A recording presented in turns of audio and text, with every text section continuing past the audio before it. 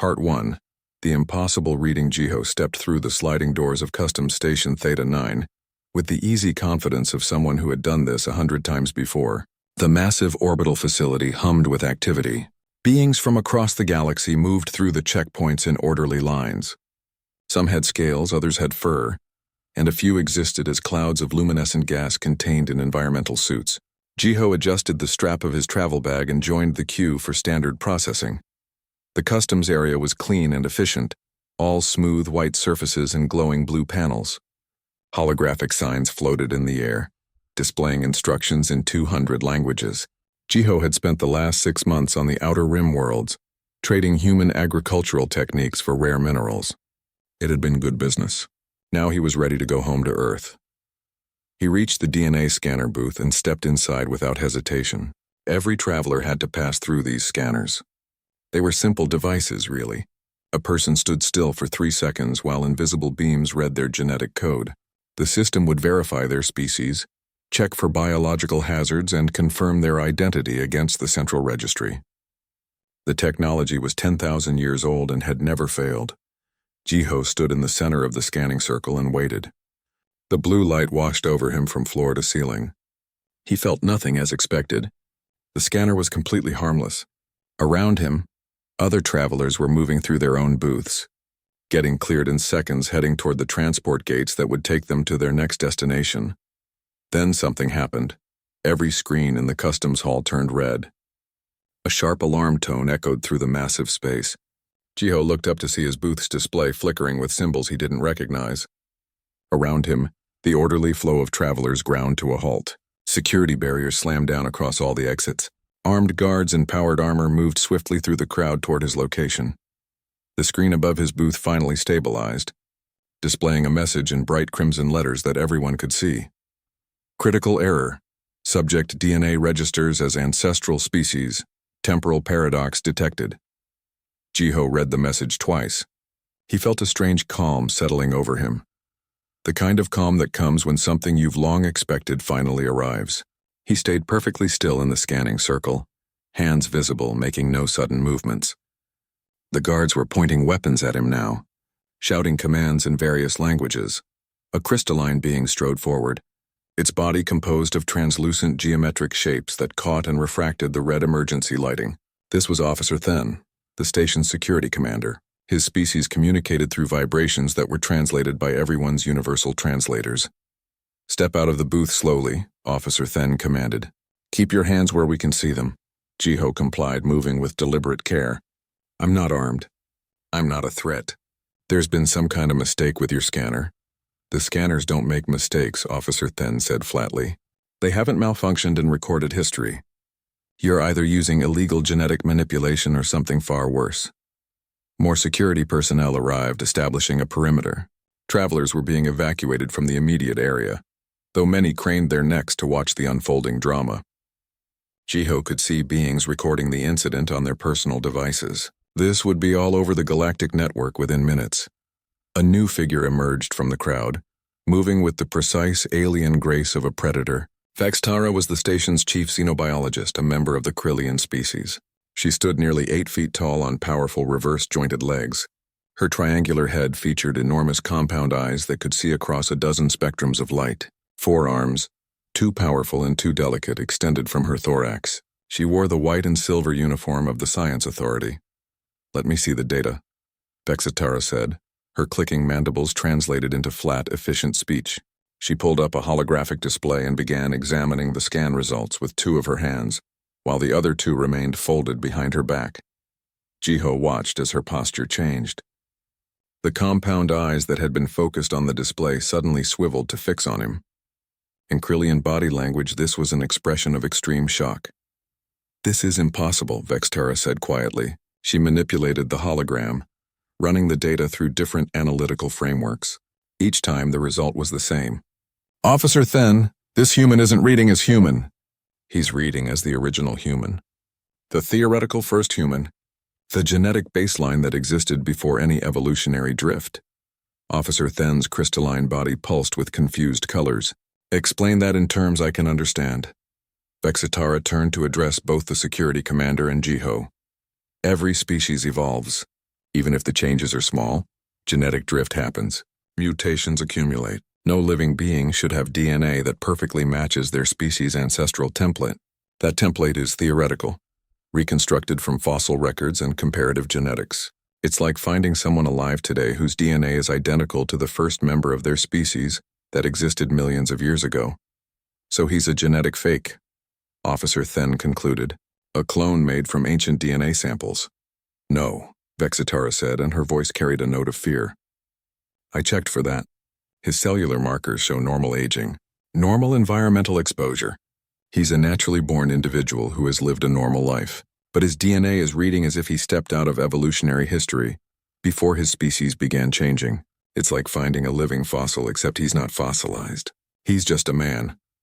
All eyes turned to Jiho. The human stood calmly in the center of the security perimeter, his expression neutral.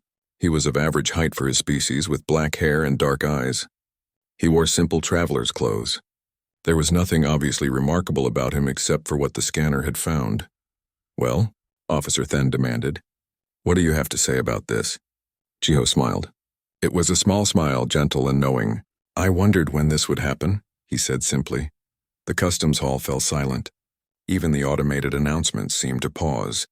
Vextara took a step closer, her compound eyes studying every detail of Jiho's face and body. You knew, she said. You knew you would trigger an anomaly. I knew I was different, Jiho admitted. I've always known, but I didn't know exactly how different until now. I suppose your scanners are more sophisticated than I realized. Officer Then raised one crystalline appendage. You're under arrest for suspected genetic fraud and potential temporal violations. You'll be held in custody until this is resolved. I understand, Jiho said. He made no attempt to resist as guards moved forward with restraints. Vextara was still examining her holographic display, scrolling through layers of genetic data. Suddenly she stopped. Her entire body went rigid. Her smaller hands began trembling while her larger ones gripped the display projector so hard the device cracked. Commander? She said, her voice barely above a whisper. You need to see this. Right now. Officer Then moved to her side. What is it? Vextara highlighted a section of Jiho's genetic code, then overlaid it with another data set. The two patterns matched perfectly. These are precursor genetic markers. The ones we've found encoded in ancient ruins across the galaxy, the ones left by the civilization that vanished 50,000 years ago and gave us all our advanced technology.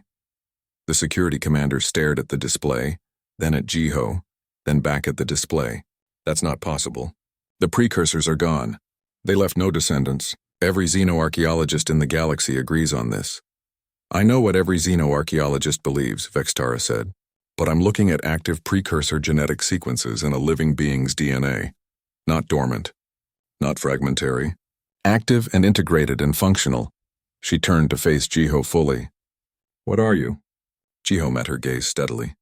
His smile hadn't faded. I'm human, he said. Just human. But my people have a complicated history, and I think it's time the galaxy learned about it. Officer Then's body flashed through a rainbow of agitated colors. I'm contacting the Galactic Council immediately. This is far above my authorization level. He activated his communication device and began speaking rapidly in his species' native frequency, too fast for the translator to keep up. Vexitara continued to stare at Jiho. How is this possible? Humans have only been part of the galactic community for 50 years. Your planet's history shows a normal evolutionary path. There's no connection to the precursors in any of your archaeological records. That we've shared, Jiho said quietly. There are things we kept to ourselves. Things we needed to understand before bringing them to the wider galaxy. I think we're past that point now.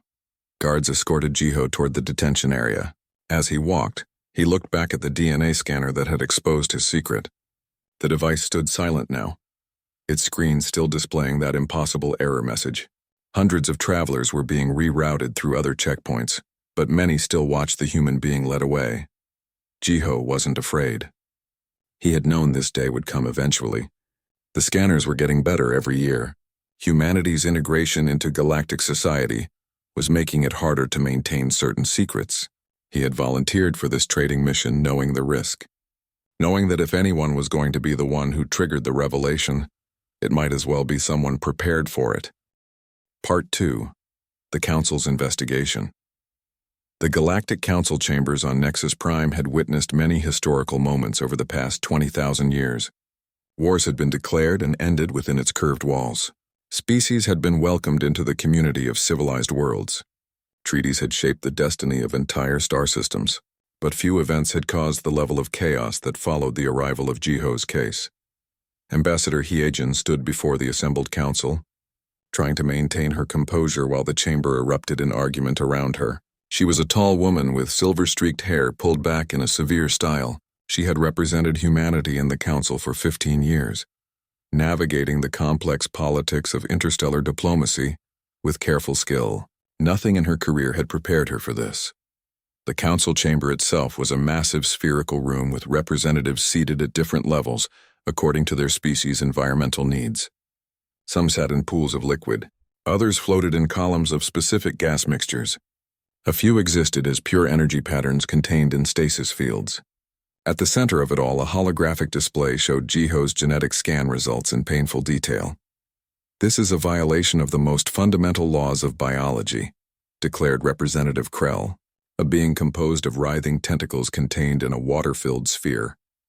"No species can have DNA that matches its ancestral form perfectly. This human is either a fraud or a threat, perhaps both." Counselor Draxium raised one massive scaled arm calling for silence. He was a Colonian, a species resembling enormous turtles that lived for thousands of years. Draxium himself was over 4,000 years old, making him the eldest member of the council. His voice when he spoke carried the weight of ages. "I have heard such accusations before," Draxium said slowly. "Many times in my long life. Always they are proven hasty. Let us examine the evidence before we condemn." Hyejin seized the moment. "Thank you, Counselor. I've brought an expert who can explain what we're seeing. Dr. Mira, please step forward." A young human woman approached the central platform. Mira was a geneticist who had been studying the scan results for 3 days straight. She looked exhausted but determined. She activated her own data display, overlaying it with the Council's. "Honorable representatives," Mira began. "What you're seeing is not a fraud. I verified Jiho's genetic authenticity through 17 different testing methods. He is a naturally born human who grew up on Earth. His parents are documented. His childhood medical records are normal. There's no evidence of genetic manipulation or cloning." "Then how do you explain this impossibility?" demanded another council member, a being that looked like a floating crystal matrix. Mira took a breath. "By reconsidering what we think we know about human evolution. I've been reviewing Earth's evolutionary history, and there are anomalies. Humanity became fully sapient remarkably quickly compared to other species. The transition from basic tool use to advanced civilization happened in just a few thousand years. Most species take 10 times longer." She brought up a comparative chart showing evolutionary timelines. The human line was indeed dramatically compressed compared to others. "Furthermore," Mira continued, "human DNA is unusually stable. We're resistant to radiation-induced mutations. Our genetic code has built-in error correction that's more sophisticated than it should be for a species that evolved naturally. It's as if our DNA was designed to maintain its integrity across generations." The chamber fell silent as the implications sank in. It was Counselor Draxium who spoke first. "Designed," he repeated. "You believe humans were engineered." "I believe humans may have had help evolving," Mira said carefully. "And given the precursor genetic markers in Jiho's DNA, I think we all know who might have provided that help." The chamber erupted again. Species that had been silent now shouted objections. The idea that humanity might be somehow connected to the precursors was too dangerous, too destabilizing. The precursors were the great mystery of galactic history. They had left behind the technology that allowed faster-than-light travel, the scanners that verified identity, the terraforming equipment that had made 1,000 worlds habitable. Every advanced civilization in the galaxy built on precursor foundations. But the precursors themselves had vanished 50,000 years ago, leaving no trace except their ruins and their technology. No one knew what they looked like. No one knew why they left. And now a human was claiming a connection to them. In a private chamber adjacent to the main council room, Inquisitor Vel reviewed classified files that she had pulled from the deepest archives. Vel was a member of a species that preferred to remain unseen, existing as a presence felt rather than observed.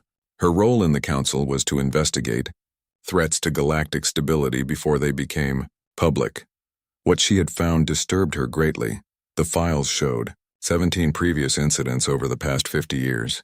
All involved humans whose DNA showed unusual purity. None were as extreme as Jiho's case, but the pattern was clear. These incidents had been quietly suppressed, marked as scanner calibration errors or data anomalies. But Vel could see the truth now that she was looking for it. Humanity wasn't just unusual. They were consistently unusual. Every one of these cases showed DNA that was more perfect than it should be, closer to their ancestral baseline than any other species.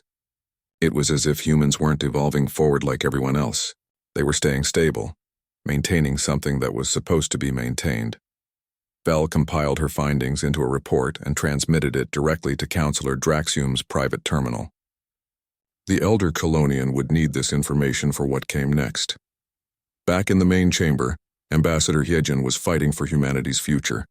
Several species had proposed that humans be restricted to their home system until this matter was resolved. Some suggested quarantine measures. A few extremists even whispered about containment through force.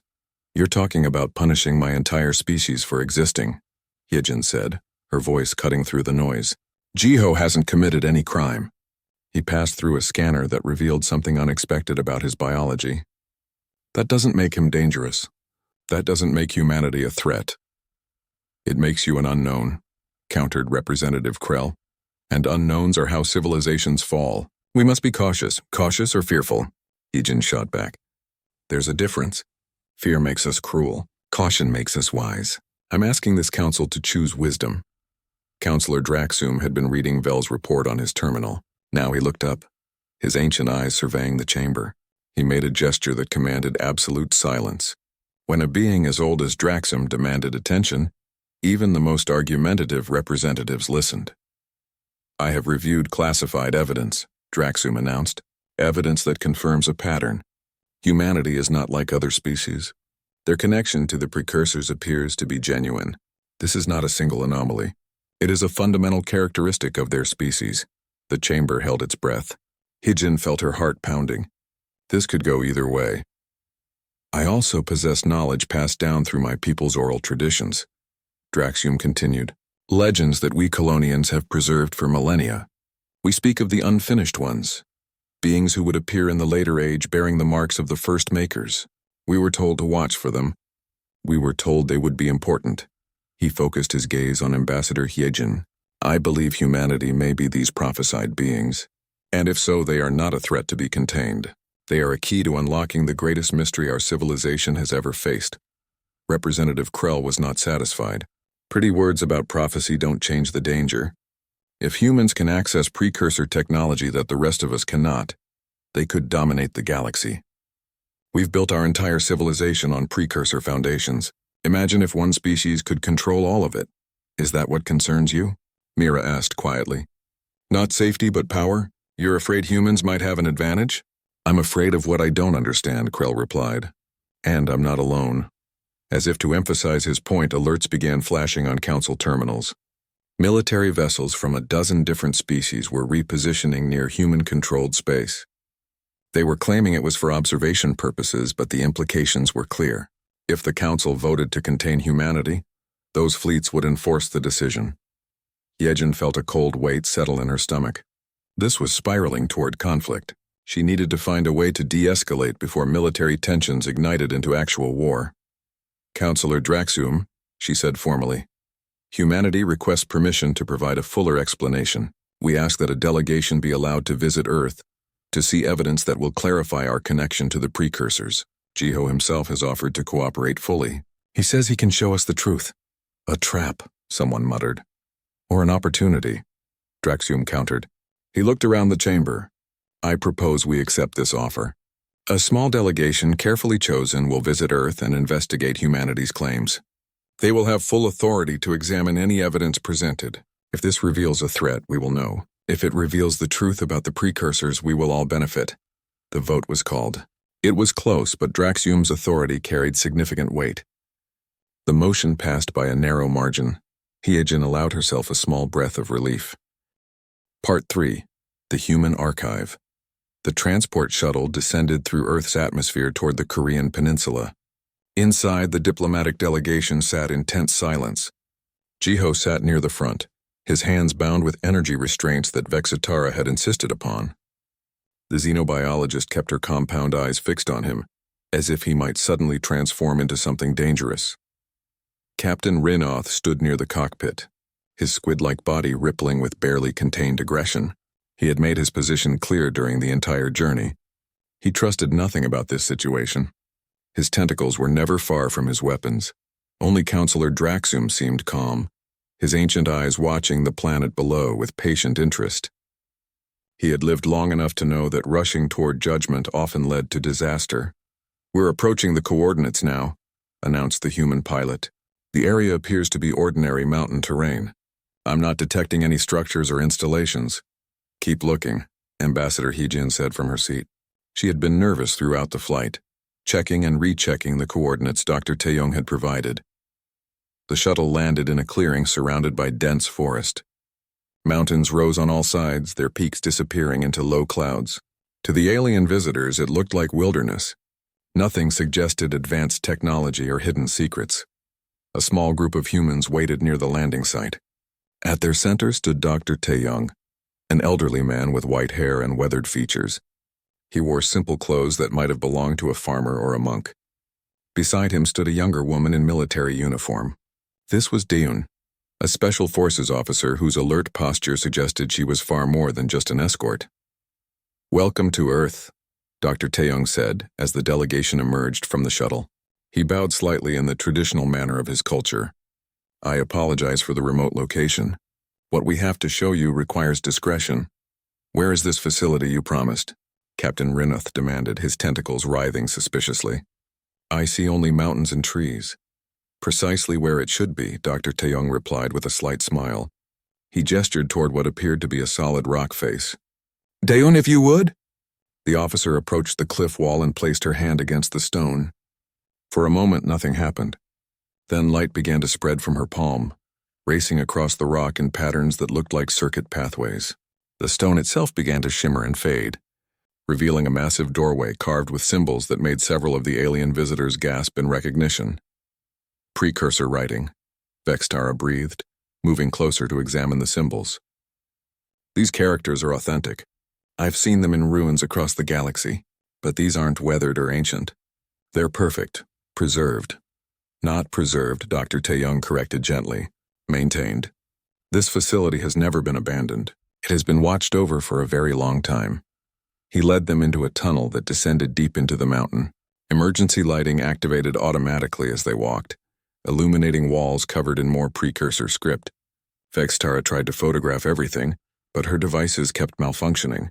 The technology here was interfering with modern equipment. The precursors built their systems to resist casual documentation, Dr. Taeyong explained. They wanted their knowledge shared in specific ways under specific circumstances. They emerged into a vast chamber that took everyone's breath away.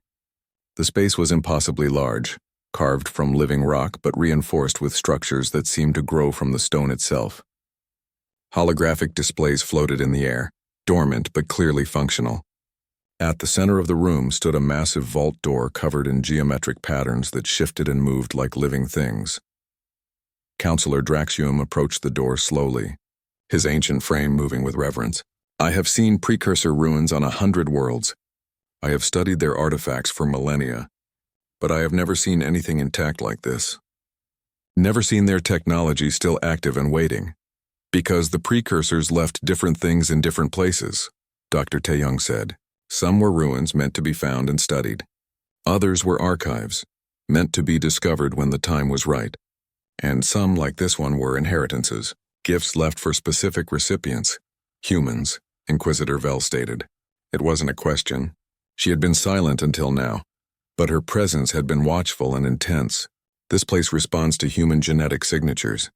That's why it's still functional. It's been waiting for you." "For some of us," Jiho spoke for the first time since landing, "not all humans can access this technology.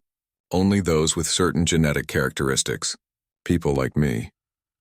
He walked toward the vault door, the energy restraints on his wrists suddenly deactivating and falling away. Vextara started forward in alarm, but Dr. Taeyong raised a calming hand.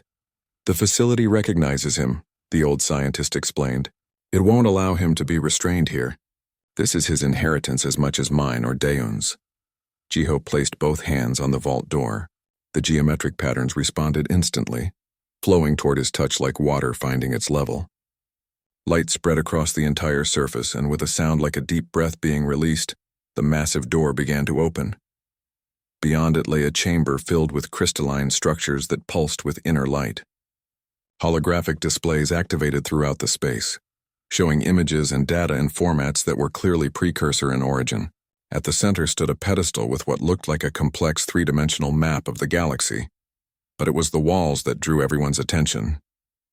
They were covered in images, beings that stood upright on two legs with bilateral symmetry and opposable thumbs, beings that looked unmistakably like humans, but dressed in clothing and standing before technology that predated human civilization by 50,000 years. "By the first stars," Vextara whispered. "Those are precursors. They look like humans. They look exactly like humans." "No," Dr. Taeyong said quietly. "Humans look like precursors. We are their descendants. Their designed descendants created to carry on their legacy after they could no longer remain in physical form." The revelation hung in the air like a thunderclap. Captain Rinoth's tentacles went rigid with shock. Even Counselor Draxum, who had suspected something like this, seemed momentarily overwhelmed by the confirmation. Dr. Taeyong gestured to the central display, and it activated at his command. Images began flowing past, showing the history that humanity had kept hidden. 50,000 years ago, the precursors discovered something, Dr. Taeyong explained as the images showed scientific diagrams and cosmic phenomena. They found a way to transcend physical existence, to elevate their consciousness to a higher dimensional state. It would free them from mortality, from the limitations of material bodies. Most of them chose to ascend. The images showed masses of beings transforming, their physical forms dissolving into pure energy that spiraled up and away into dimensions the viewers couldn't quite comprehend. But they faced a problem, Dr. Taeyong continued. Once transcended, they could no longer interact with physical reality. They could observe it, perhaps influence it slightly, but they could never truly touch it again. And they realized they had made a mistake. They missed the physical universe. They missed being alive. New images appeared showing precursor scientists working on genetic blueprints. The DNA structures they were designing were unmistakably human. They created a solution, a species engineered from their own genetic template, designed to thrive in the physical universe while maintaining the core essence of what the precursors had been. They seeded this species on a planet with favorable conditions and built in certain protections. The DNA would be remarkably stable, resistant to mutations that might corrupt the template. The species would evolve quickly, guided by inherited instincts toward civilization and technology. They created humans as backup bodies, Vextara said, horror creeping into her voice. Vessels they could return to if they wanted to be physical again. Vessels, yes, Dr. Taeyong acknowledged, but not slaves. The precursors built in free will. Any human chosen for return would have to consent. The process requires compatibility and willingness. We are their children, not their tools. Jiho stepped forward to address the group directly. Some of us inherit more complete genetic templates than others. People like me whose DNA matches the ancestral baseline perfectly. We carry inherited memory fragments, vague impressions of precursor knowledge and culture. It's not full memory, just echoes, but it's enough to know we're different. Enough to know we have a purpose. This is why you've kept humans isolated from the galactic community for so long, Inquisitor Vel observed. You were waiting until you understood your own nature before revealing it to others. Yes, Ambassador Hiejin confirmed. When we first achieved spaceflight and encountered other species, we realized we needed to be careful. We found these archives scattered across Earth, hidden in places we'd never thought to look thoroughly. The technology inside them only activated for specific humans. We've spent the last century trying to understand what it all means. Captain Rinoth finally found his voice, though it shook with anger or fear. You've been lying to the galaxy, hiding your connection to the precursors while using technology built on their foundations. Every species in the Council uses precursor inventions.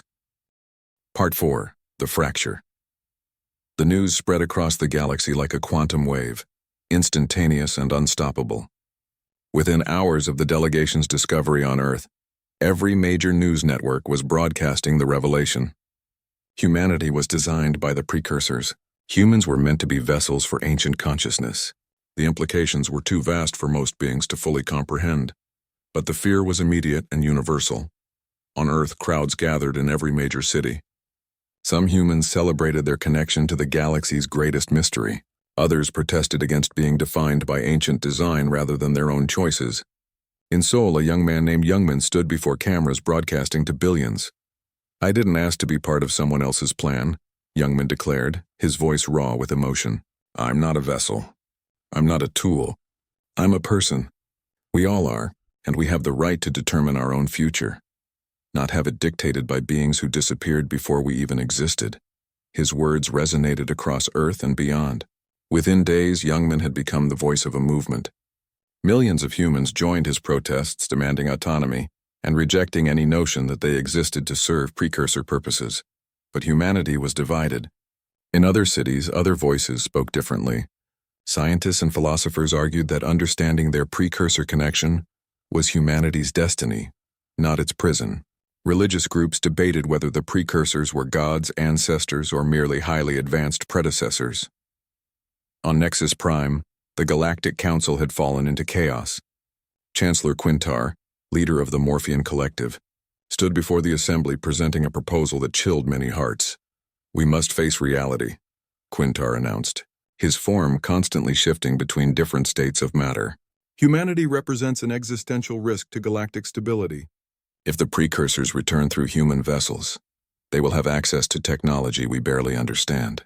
Every advanced system in our civilization is built on precursor foundations. Faster-than-light drives, planetary shields, matter replicators, all of it responds to precursor protocols. If humans can control these systems beyond our ability to do so, the power imbalance will be catastrophic."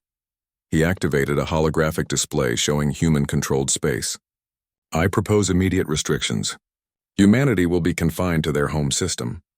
Their population will be monitored and limited, and the individuals identified as genetically compatible with precursor consciousness, people like Jiho, will be placed in protective custody for study and observation." Ambassador Hyejin shot to her feet. "You're proposing we imprison my entire species for existing. We haven't committed any crime. We haven't threatened anyone. You're punishing us for being afraid of what we might become. Fear is not irrational when the threat is real," Quintar countered. "Your own people are divided on this issue.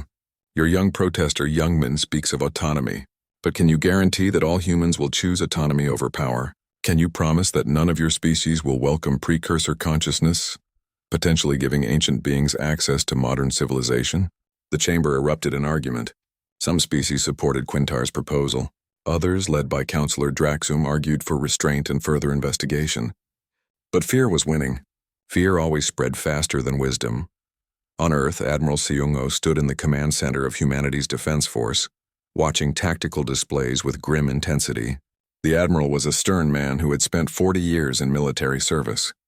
He had commanded Earth's small fleet during minor border disputes and pirate suppression operations. Nothing had prepared him for this. "Report," he ordered. His tactical officer, a young woman with tired eyes, provided the update. 17 alien species have repositioned military assets near human-controlled space. They claim it's defensive positioning, but the fleet concentration suggests preparation for blockade or assault. Our colonies on Kepler 442b and Ross 128b are feeling vulnerable. We're evacuating non-essential personnel. Seung-ho nodded grimly. What's our readiness status? All ships are at combat stations. We're activating reserve fleets and calling up militia volunteers. But Admiral, you've seen the numbers. Even at full strength, we're outgunned by thousands of years of technological development. If this becomes shooting war, we'll lose. Maybe, Seung-ho said quietly. Or maybe not. Activate protocol inheritance. The tactical officer's eyes widened. Sir, that protocol is theoretical. We've never tested it in actual combat. We've never needed to until now. Activate it. Across human-controlled space, a strange thing began happening. Human ships interfacing with precursor-derived technology started showing enhanced performance. Their faster-than-light drives operated more efficiently. Their weapons systems achieved greater accuracy. Their shields regenerated faster. It wasn't dramatic enough to overcome thousands of years of advancement, but it was noticeable. The alien fleets watching humanity noticed it too. And it confirmed their fears. On a space station orbiting Earth, Vextara worked frantically in a commandeered laboratory. The Krelian xenobiologist had remained on Earth after the delegation's discovery, determined to understand the genetic connections between humans and precursors. What she was finding both fascinated and terrified her. Ambassador Heejin, she called as the human diplomat entered her lab. You need to see this. Heejin approached the holographic display showing complex genetic data. What am I looking at? Comparative analysis of every species in the galactic database, Vexitara explained, her compound eyes reflecting the data streams. I've been searching for precursor genetic markers in other species, and I'm finding them. Not as concentrated as in humans, but they're there. Fragments, scattered sequences, dormant genes. Almost every species shows some trace of precursor influence. Heejin stared at the data. You're saying all of us might be precursor experiments? Not just humans. Or their descendants, Vextara confirmed. The precursors didn't create one designed species. They influenced dozens, maybe hundreds, each one carrying different aspects of their original template. Humans are just the most concentrated example, the most direct inheritors, but we're all connected to them in some way. Then why are humans being singled out? Because you're the key, Vexistara said. Your genetic compatibility is highest. You're the ones the precursors designed specifically as vessels for return. The rest of us are just experiments or natural evolutions they nudged in certain directions. But humans are intentional. You're their children in a way the rest of us aren't. A communication alert interrupted them. Inquisitor Vel appeared on the holographic display, her presence felt rather than seen. Ambassador Heejin, you need to know what I've discovered, Vel said urgently. I've been investigating galactic political history, following patterns of suppression and manipulation. Several elder species, including Chancellor Quintar's people, knew about the precursor connection to various younger species. They've been suppressing evidence and limiting technological advancement of these species for millennia. Why? Heejin demanded. Fear of exactly this scenario. The elders achieved their power through careful control of precursor technology.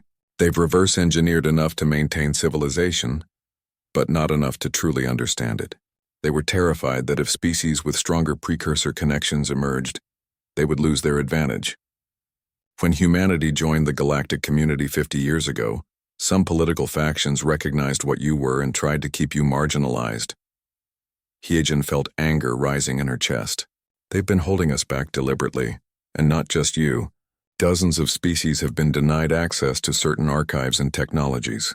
The entire galactic political structure is built on controlling precursor knowledge. If humans can access that knowledge freely, if you can activate systems the elders can't fully control, their power evaporates. That's what they really fear. Not precursor return, loss of their own dominance. The pieces were falling into place, but the picture they formed was ugly. The galaxy wasn't united in fear of human potential. It was divided between those who wanted to preserve existing power structures and those who recognized the injustice being perpetrated. A new communication alert sounded, this one from Earth's surface. It was Youngman, and he wasn't alone. Behind him, Heejin could see thousands of protesters filling the streets. Ambassador, Youngman said, we've been watching the news from across the galaxy. We see the fleets gathering. We know what's coming. But we want to make something clear. Humanity will not submit to confinement. We will not accept restrictions on our freedom or our future. If the galaxy wants to treat us as prisoners for existing, they'll have to fight for it. And we will fight back, Heejin felt torn. She understood Youngman's anger, but escalating toward violence would doom humanity. They couldn't win a galactic war. But she also couldn't ask her people to simply accept imprisonment. Before she could respond, another alert sounded. This one came from the precursor facility in the mountains. The witness was broadcasting a message, and it was going out to every screen across human space and beyond. The holographic figure appeared, its voice calm and measured. I have observed your conflict with great interest. The return of precursor consciousness has always been optional, not mandatory. But I must inform you of something the precursors themselves did not fully. Part 5. The Human Answer. The Galactic Council chambers on Nexus Prime had never felt so crowded. Every species with voting rights had sent representatives. Observer species packed the gallery levels. News organizations from across known space transmitted the proceedings to billions of viewers. Everyone wanted to witness what happened next. At the center of it all stood Jiho, no longer in restraints. Beside him were Ambassador Hijin, Dr. Taeyong, and a young girl who had become unexpectedly central to everything. Her name was Jie, and at only 17 years old she had made a discovery that was about to change the entire debate. Jie was a child prodigy who had been studying quantum physics since she was 10. When the precursor archives were opened for research, she had thrown herself into the data with the fearless curiosity of youth. What she found was something the ancient precursors had never anticipated. Chancellor Quintar stood to address the council, his form rippling with barely contained agitation. We have reached an impasse. Humanity offers one volunteer for the return process, but this solves nothing. Even if Jiho survives the merger, it merely proves the process works. The fundamental threat remains. Humans connected to precursors could eventually dominate galactic technology. Or we could share it, Hyejin countered. That has always been our position. We don't want dominance. We want equality. Before Quintar could respond, Councillor Draxum raised one massive scaled arm. Before we continue this argument, I believe the young human scientist has findings to present. I have reviewed her preliminary data, and it is relevant to our discussion. Very relevant. All eyes turned to Jihi. The girl stepped forward, showing only slight nervousness despite the enormous audience. She activated a holographic display that filled the center of the chamber. Honorable representatives, Jihi began, her voice steady. I've been analyzing the precursor return processes documented in the Earth archives. I've also been studying human genetic evolution over the past 50,000 years, and I've discovered something the precursors didn't account for in their design. She brought up DNA sequences showing changes over time. Humans haven't remained static. Yes, our DNA is remarkably stable compared to other species. Yes, the core template has been preserved, but we've still been evolving. Small mutations, environmental adaptations, genetic drift. In 50,000 years, humanity has diversified. We have different ethnicities, different genetic variations, different inherited traits. Vextara leaned forward with intense interest. But Jiho's DNA reads as pure ancestral template. How does he fit into your theory? Jiho is an outlier, Jihi explained. He represents the preserved template, what the precursors intended. But he's one of only 63 humans across Earth who show this level of genetic purity. Out of 8 billion people, that's incredibly rare. The rest of us have changed. We've become something slightly different from what the precursors designed. She manipulated the display to show a simulation. Now look at what happens when I model the consciousness return process using actual current human genetics versus the theoretical baseline the precursors expected. The simulation showed something remarkable. When precursor consciousness attempted to merge with a human whose DNA was pure like Jiho's, the integration was seamless. But when it attempted to merge with a human showing modern genetic variation, something different happened. The consciousness couldn't fully integrate. It became fragmented, partial, influenced heavily by the existing human mind. The return process was designed for humans who don't really exist anymore, Jihi stated. The precursors created their vessels and assumed we would stay exactly as designed. But humans didn't stay still. We grew, we changed. We became our own thing while they were away. The perfect vessels they planned for are almost extinct through natural evolution. An elderly human man stepped forward from the gallery. This was Elder Myun, keeper of oral traditions that stretched back through generations. He moved slowly, supported by a walking staff, but his eyes were sharp and clear. May I speak? Elder Myun asked. Councillor Draxum nodded permission. My family has kept stories for thousands of years, Elder Myun said. Passed from parent to child, never written down, always spoken. We were told to remember these words for when the time came. I believe the time is now. He recited in a language that was ancient Korean, then translated. The first makers gave us life and purpose. They made us as keys to return home, but they also gave us freedom to grow. They said, why we make you human not because we wish to return, but because we wish to leave. You are not meant to be us. You are meant to be better, grow beyond our design, become something we never imagined. This is our final gift to you. Silence filled the chamber. The implications of those words crashed over everyone like a wave. They expected us to evolve, Hijin breathed. They wanted us to change, The return process was never meant to be used. It was a backup plan in case humanity failed to thrive. But we didn't fail. We succeeded. We became our own people. Ambassador Cathrell, a moderate voice who had been seeking compromise throughout the crisis, stood to speak. Cathrell was a crystalline being whose people valued philosophical contemplation. If this is true, then the entire foundation of our fear is mistaken. The precursors cannot return as they were, and humanity is not a threat waiting to activate. You are simply a species with an unusual origin, trying to find your place like everyone else. But the precursor genetic markers remain. Chancellor Quintar objected, though his voice had lost some of its certainty. Humans still interface with precursor technology better than we do. Then change the interfaces, Jihi said simply. That's what I'm proposing. The genetic locks on precursor technology are artificial restrictions. They were programmed to recognize specific DNA markers, but programming can be changed. With help from the witness and the knowledge in the archives, we can modify precursor systems to respond to different criteria. She brought up a new display showing modified code structures. Instead of genetic locks, we can program the systems to respond to demonstrated wisdom, skill, or need. Any being of any species who proves capable of using the technology responsibly would gain access. It would be based on merit and character, not DNA. Vexitara was examining the proposed modifications with all four of her hands moving rapidly across data streams. This could work. The base precursor programming language is accessible. If we had cooperation from the archives and from the witness, we could reprogram most galactic systems within a few years. And in doing so, we would finally break free of the limitations the precursors built into their gifts, Counselor Draxum observed. We would move from using their technology to understanding and modifying it. We would become true inheritors rather than mere users. Jiho spoke for the first time during the council session. I still volunteer to undergo the return process, not because I want to, but because people deserve to see what actually happens. They deserve to know the truth rather than fear the unknown. Chancellor Quintar regarded the human with something that might have been respect. And if the process destroys you? If you lose yourself to precursor consciousness? Then I lose myself, Jiho said calmly. But at least everyone will know the real danger. At least the fear will be based on facts instead of imagination. I've lived a good life. If my sacrifice helps humanity find peace with the galaxy, it's worth it. The council voted. The proposal was approved by a substantial majority. Jiho would undergo the consciousness merger process under controlled conditions, observed by scientists from every major species.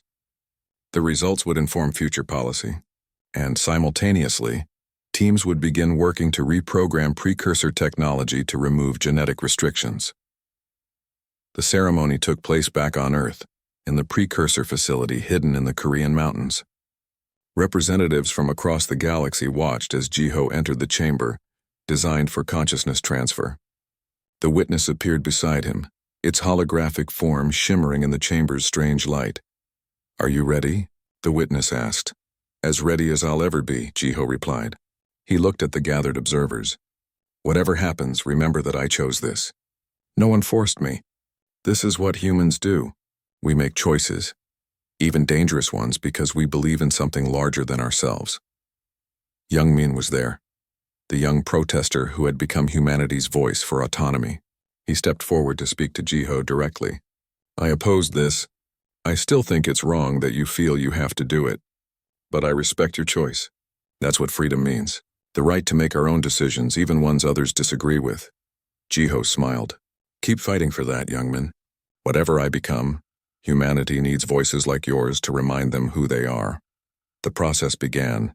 Precursor technology hummed to life, energies flowing through systems that had waited 50,000 years for this moment. Jiho's body was enveloped in light as consciousness from another dimension began reaching toward him, trying to return to physical reality through the vessel designed for it. The gathered observers watched in tense silence as the merger proceeded. Minutes passed. The light intensified until it was almost blinding, then suddenly faded. Jiho remained standing in the chamber, but something had changed. His posture was different. His eyes held depths that hadn't been there before.